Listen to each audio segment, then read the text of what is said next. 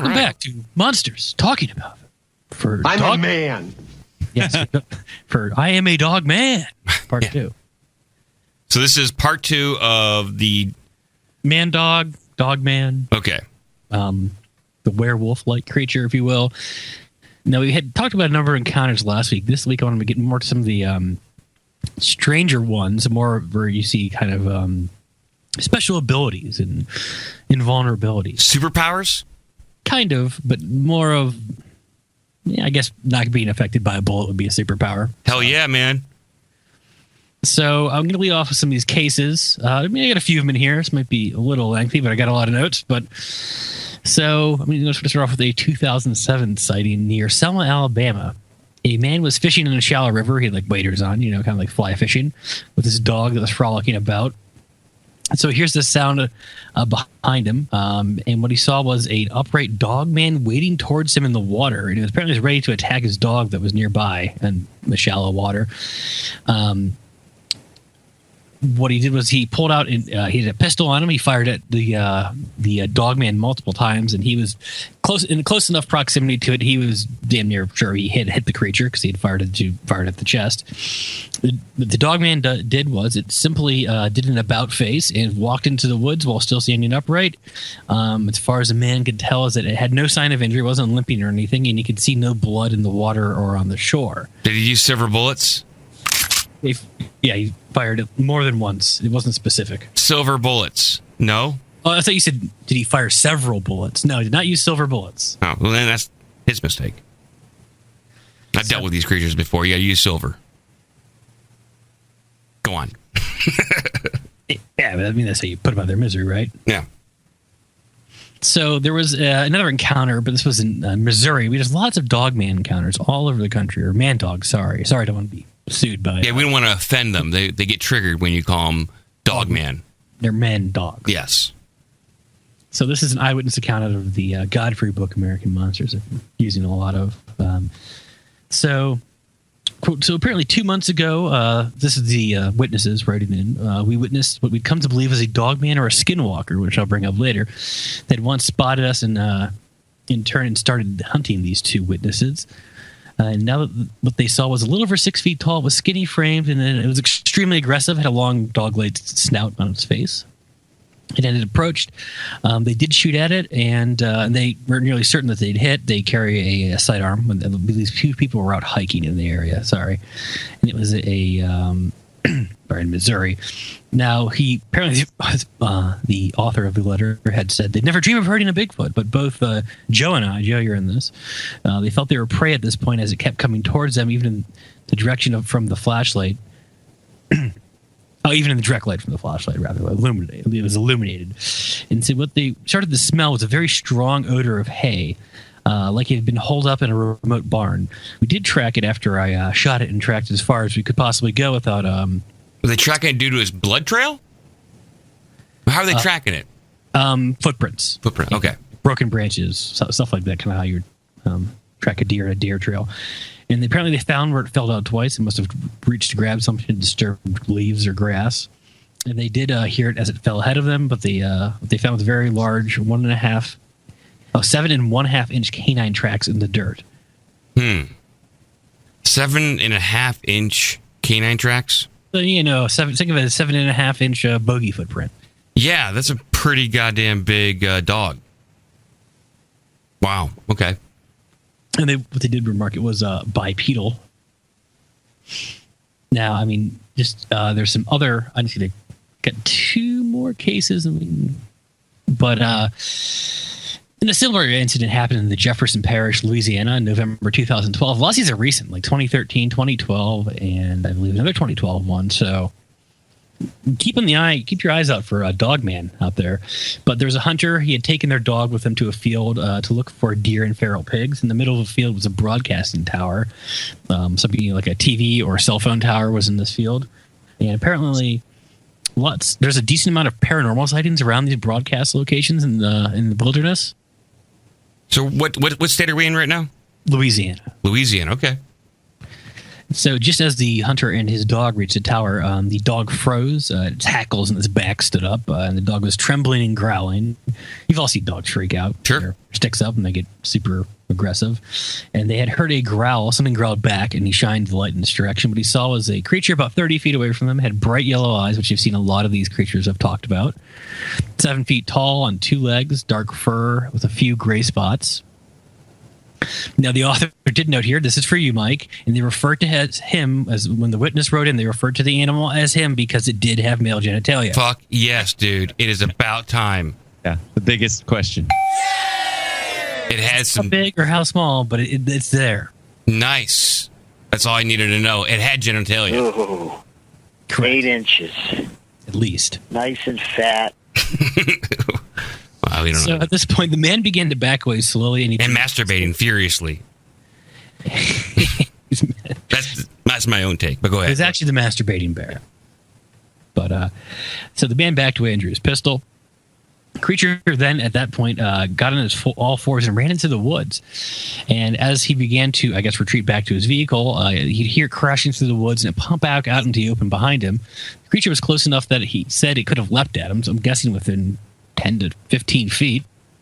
He fired off a shot, which he was certain that it hit it in its chest.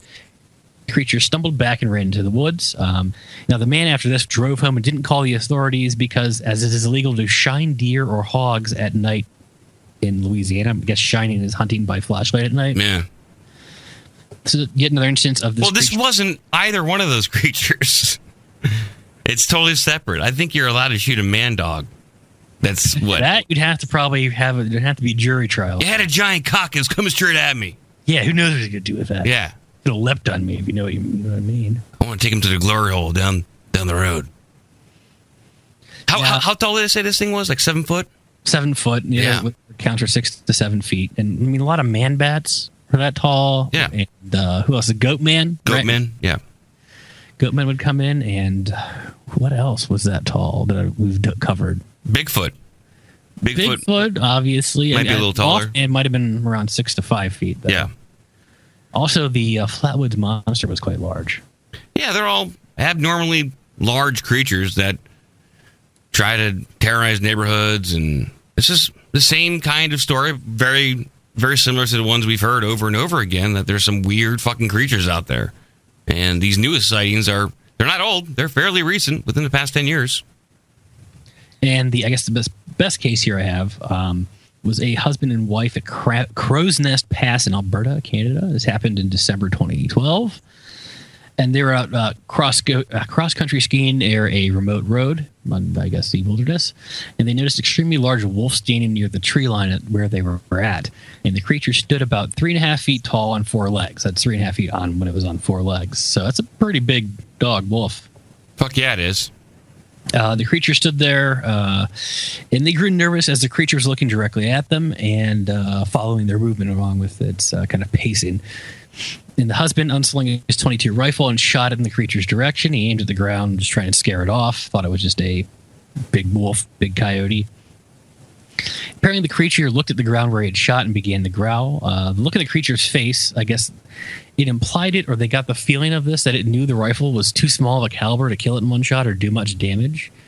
Now, the husband fired again, right next to it, hitting a tree. And at this point, the creature stood up on 2 legs. And the creature began to growl very loudly and started to move its jaw up and down. And it also placed one of its hands and one of its, I guess, upper leg arms onto the tree that they had shot. And at this point, the husband cracked off 3 shots in quick succession, which appeared he aimed at the creature this time, in which one would think he would have hit it the way how he was aiming and where it was, the center of mass. And at this point, the creature howled and ran into the woods. After the creature fled into the woods, the husband and wife began to flee back towards their vehicle. And as they retreated towards their vehicle, they could hear something coming through the woods in the distance behind them.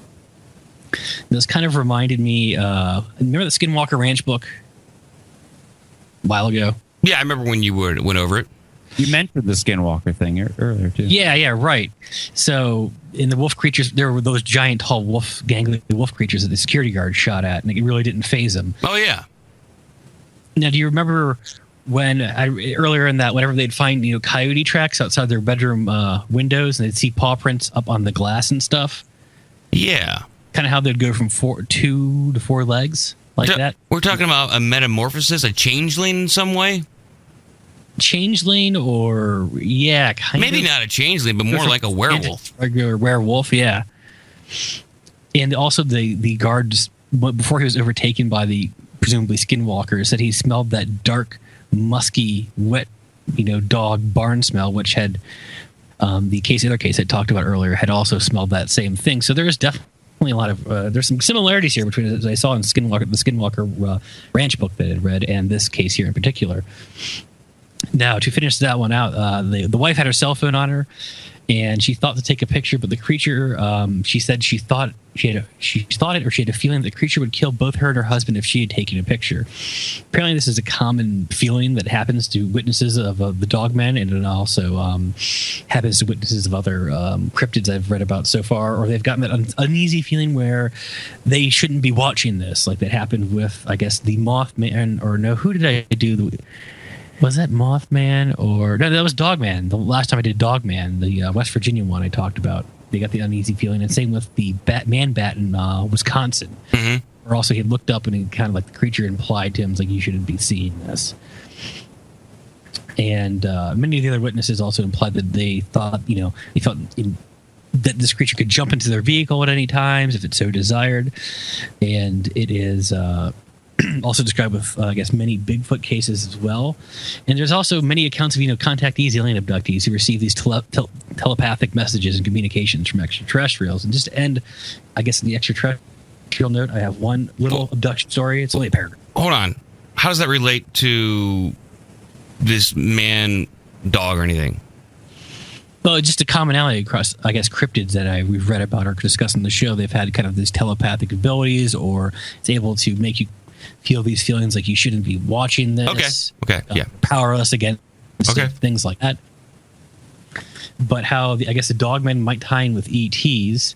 Now, this was the 1978 abduction of John and Elaine Avis, and they were abducted from their family car while driving near Essex in England, and they described what had abducted them. That the creatures described, both by John and Elaine, do not fit the classic gray category. In fact, both the abductees reported that the work was done by a small, hairy little beast that is more reminiscent of a werewolf than of an alien from space. Now we have alien werewolves flying around abducting people. Son of a bitch. I know. With all the other stuff going around, please. Do these werewolves care that Melania Trump plagiarized her speech? These stories were from 2012. Oh, okay. They don't know about it yet. Okay. Earlier in 2008. I'm willing to bet if I can find some 2016 sightings here from the last week, probably going to be pretty pissed. Yeah, I'm sure they would be. Mm-hmm. Stealing our jobs. Is that the last thing you got? That's it for ManDog. All right. Well, thank you very much. We love the cryptid stories. Let's take a little break here. Then I'm going to come back with some conspiracy rundown, and then we can get the hell out of here after that. How about that, guys?